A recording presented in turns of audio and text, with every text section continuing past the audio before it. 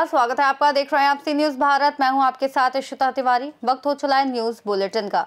इस बुलेटिन में बात होगी बलरामपुर की, जहां डीएम विपिन कुमार जैन ने अटल बिहारी वाजपेयी स्वशासी मेडिकल कॉलेज का निरीक्षण किया। साथ ही बताएंगे आपको कैसे फिरोजाबाद में उत्तर प्रदेश सरकार के पर्यटन एवं सांस्कृतिक मंत्री जयवीर सिंह द्वारा 9 मंदिरों का लोकार्पण और शिलान्यास किया गया। ऐसी ही तमाम खबरों पर विस्तार से करेंगे चर्चा। डीएम विपिन कुमार जैन ने आज अटल बिहारी वाजपेयी स्वशासी मेडिकल कॉलेज का निरीक्षण किया। निरीक्षण के दौरान उन्होंने कॉलेज का विस्तृत भ्रमण किया और ऑपरेशन थिएटर, वार्ड तथा अन्य सुविधाओं का अवलोकन किया। डीएम ने निर्देश दिए गए कि चिकित्सक, पैरामेडिकल स्टाफ और अन्य ह्यूमन रिसोर्सेज की तैनाती शीघ्र पूरी की जाए। उन्होंने कहा कि मेडिकल कॉलेज का शैक्षणिक सत्र जल्द प्रारंभ किया जाना चाहिए। इसके लिए कंसल्टेंट की टीम गठित की गई है, जो समयबद्ध तरीके के सभी औपचारिकताएं पूरी सुनिश्चित की करेगी। बलरामपुर से सी न्यूज संवाददाता संदीप सक्सेना की रिपोर्ट। यूपी के फिरोजाबाद में रिश्तों को कलंकित करने वाली घटना सामने आई है, जहां पारिवारिक विवाद में छोटे भाई को शराब पीने से मना करने पर बड़े भाई की गला रेतकर हत्या कर दी गई।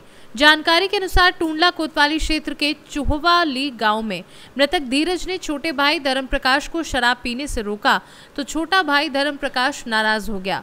बड़े भाई का शराब को पीने से रोकना धर्म प्रकाश को इस कदर नागवार गुजरा कि शराब के नशे में धर्म प्रकाश ने घर में रखा हंसिया उठा लिया और बड़े भाई धीरज पर वार कर दिया। आनन फानन में गंभीर हालत में परिजनों ने धीरज को अस्पताल में भर्ती कराया गया, लेकिन 24 घंटे बाद उसकी मौत हो गई। ये घटना हुई है, क्या पूरा प्रकरण रहा है इसका, क्या मामला? ऐसा ये दोनों भाई थे, आपस में विवाद हो गया इन दोनों में शराब पीने के चक्कर में। बड़े वाले ने छोटे वाले से मना किया कि नशा मत किया कर, न गाली वाली दिया कर, तो इस पर वो क्रोधित हो गया और उसने उस पर हंसिया से वार कर दिया। जिसकी डेथ हुई है क्या नाम है, कितनी उम्र है, कहाँ के निवासी है? उसके वो छोटा भाई है हमारा, धीरज कुमार नाम है उसका, 28 साल का है। फिलहाल का गाँव है हमारा। तो शराब को लेकर विवाद हुआ है? हाँ जी, हाँ जी। विवाद नहीं है, विवाद नहीं कहेंगे इसको आप, अब रोकना टोकना भाई को विवाद थोड़ी कहेंगे। तो जिसमें डेथ किसकी हुई है? बड़े भाई की हुई है, छोटे भाई के द्वारा। फिरोजाबाद से सी न्यूज संवाददाता बबलू खान की रिपोर्ट।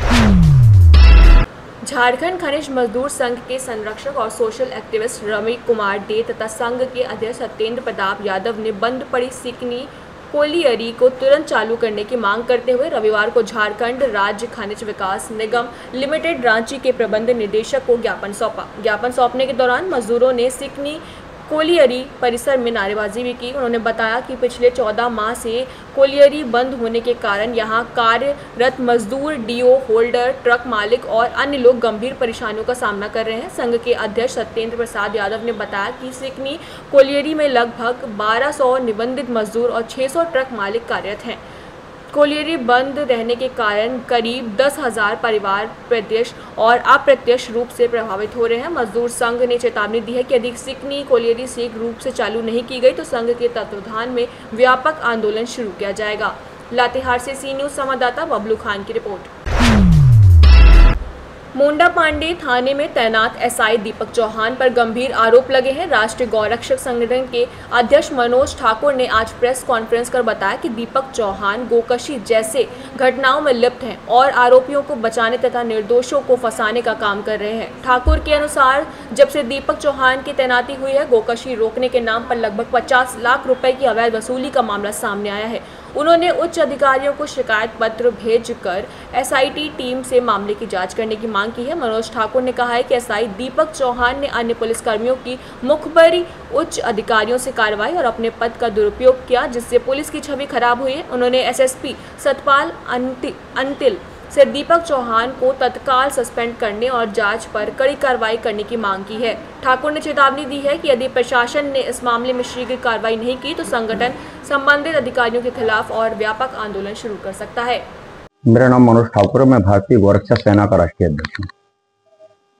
मैं अभी 25/10 को मैंने एक DSO को पत्र दिया, क्योंकि वहाँ एक SSI हैं दीपक चौहान, कानपुर चौकी पे तैनात थे, तब वो थाना हाजिर हुई।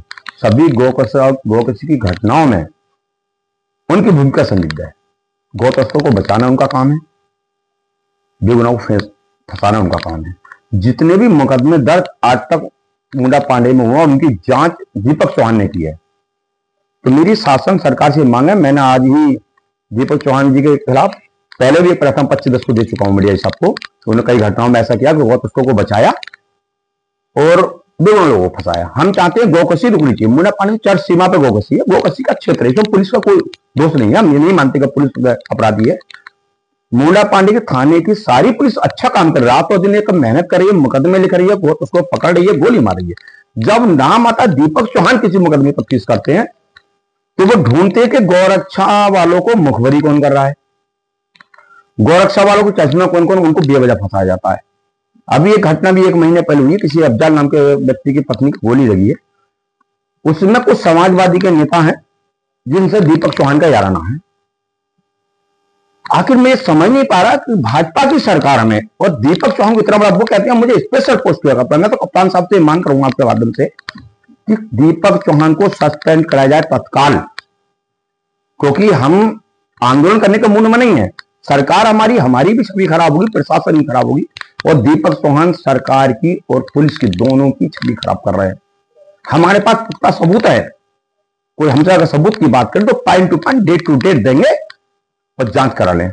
हमने आज ही पत्र शासन को लिखा है, माननीय मुख्य न्यायाधीश इलाहाबाद हाईकोर्ट, माननीय मुख्यमंत्री, मुख्य सचिव, प्रमुख सचिव गृह, माननीय डीजीपी, एडीजी और विजिलेंस के डीजी साहब को पत्र लिखा है कि दीपक चौहान की हमारे संज्ञान में जो हमारे पास सूचना है, मुंडा पांडे तैनाती के दौरान लगभग 50 लाख का भ्रष्टाचार किया गया है। उनकी संपत्ति की जांच विजिलेंस से कराई जाए और एसआईटी गठित की जाए, उसमें पूर्व मुख्य न्यायाधीश हो उसमें, और मुख्य सचिव, प्रमुख सचिव, डीजीपी के नेतृत्व में एक एसआईटी गठित हो, जिसमें जो जांच दीपक चौहान ने जिन मुकदमों की है उनकी पुनः विवेचना की जाए। दूध का दूध, पानी का पानी हो जाएगा। मैं पुनः फिर भी कहूंगा, आपके मत कप्तान साहब से निवेदन करना चाहता हूं, क्योंकि हमारे अधिकारी बहुत अच्छे जिले में, सारे थाना प्रभारी, चौकी सब अच्छा काम कर रहे हैं, लेकिन जब दीपक चौहान का नाम आता है तो वह भ्रष्टाचार समसीमा में गौ तस्करों को बचाया जाता है। दूसरी एक बात और, खनन माफिया, भूमाफिया और गौ तस्कर सभी दीपक चौहान के यार हैं। वो गौरक्षा वालों की पुलिस तक की मुखबरी खनन माफिया को करता है। अभी 4-5 दिन पहले की घटना है कि हिस्ट्री सीटर कलवा हनीफ ट्रैक्टर चला रहे थे, हमने पुलिस को सूचना दी, अवैध खनन चल रहा है, प्रशासन को सूचना दी, तो दीपक चौहान गाड़ी ले जाके थाने की 2 घंटे होलपुर में ड्यूटी देके और अवैध खनन में ट्रैक्टर चलवाते हैं। इसका मतलब क्या है कि वो पुलिस का काम कर रहे हैं या गुंडों का?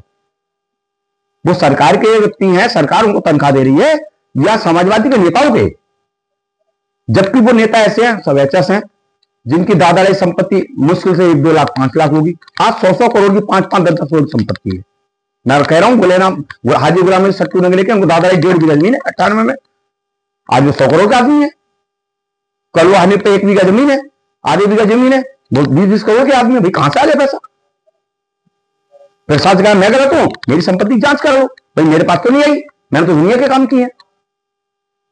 तो मैं चाहता हूं कि तत्काल दीपक चौहान को सस्पेंड किया जाए, वरना हम मजबूर होंगे आंदोलन करने के लिए, और उसमें सरकार की और पुलिस की छवि खराब होगी, जो जिम्मेदार प्रशासन होगा। हाईकोर्ट जाएंगे, हाईकोर्ट पटिशन दायर करेंगे, जनहित याचिका दायर करेंगे, बख्शेंगे नहीं ऐसे भ्रष्टाचारियों को जो सरकार की और पुलिस दोनों की छवि खराब करता हो, जो पुलिस की मुखबरी करता हो पुलिस में होने के बाद।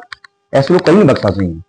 मैं तो कहता हूँ, निवेदन करूंगा कि तत्काल सरकार रिपोर्ट में ऐसे आदमी बर्खास्त किया जाए।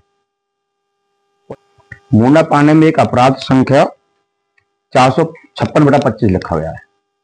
इसमें गौरक्षा के कार्यकर्ताओं को दीपक चौहान द्वारा जबरदस्ती फंसाया गया, नफीस और लल्ला को साथ, क्योंकि वो गौरक्षा के मुखबर थे और काफी मदद उन्होंने पुलिस की है।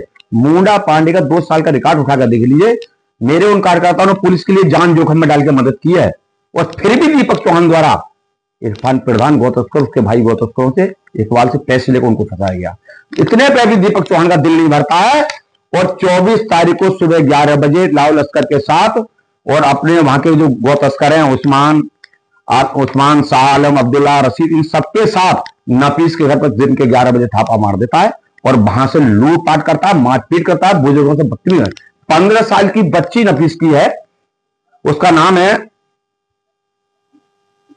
सारा करके। उस नाबालिग बच्ची को गंदी गंदी भद्दी बुद्धि गाली जो अश्लीलता में आती है, जो छेड़छाड़ में आती है महिलाओं के साथ, और पोस्को एक्ट में आती है, उस सब बदतमीजी की, गाली गलौज की गई, और उसके घर के दरवाजे विंडो तोड़ाया और वहां से सीटी कमरे की वाईफाई और डिवाइड भी लूट लाया। ये है मुंडा पांडे का एसएसआई दीपक चौहान। वो तो एसएसआई नहीं, वो पुलिस का कर्मी नहीं है, वो गुंडा है, अपराधी है, लुटेरा है, गौ तस्कर है, गौ हत्यारा है, उसके साथ मैं सरकार से पुनः निवेदन करूंगा कि तत्काल सस्पेंड करें, विभागीय जांच कराएं, उसकी संपत्ति की भी जांच कराएं। देखिए आज भी बड़ी मात्रा में गौ कृषि अवशेष मिले हैं कल्याणपुर बाईपास पर, कटघर थाना क्षेत्र के बॉर्डर, मुंडा पांडी बॉर्डर पर। इसके विस्तार कहीं ना कहीं दीपक चौहान से जुड़े होंगे, क्योंकि दीपक चौहान हमारे खिलाफ नहीं, गौरक्षा कार्यकर्ताओं को नहीं भगा रहा है, वो पुलिस का भी दुश्मन है। वो पुलिस की मुखबरी गौ तस्करों को करता है, धन माफिया को करता है और भू माफिया को करता है। जय हिंद, जय भारत, जय गौ माता। मुरादाबाद से सी न्यूज संवाददाता जुनैद खान की रिपोर्ट।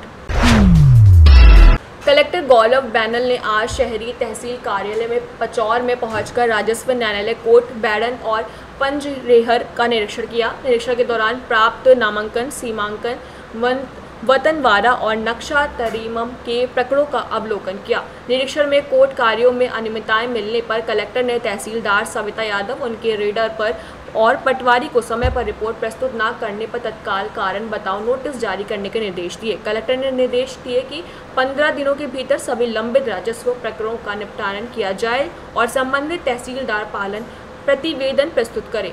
उपखंड अधिकारी सिंगरौली को भी निर्देश दिए गए हैं कि वे स्वयं राजस्व न्यायालयों का निरीक्षण करें और न्यायालयीन प्रक्रिया सुधार सुनिश्चित करें, ताकि लंबित प्रकरणों का समयबद्ध निपटान हो सके। और निरीक्षण के दौरान उपखंड अधिकारी सुरेश यादव, तहसीलदार सविता यादव और अभिषेक यादव उपस्थित रहे।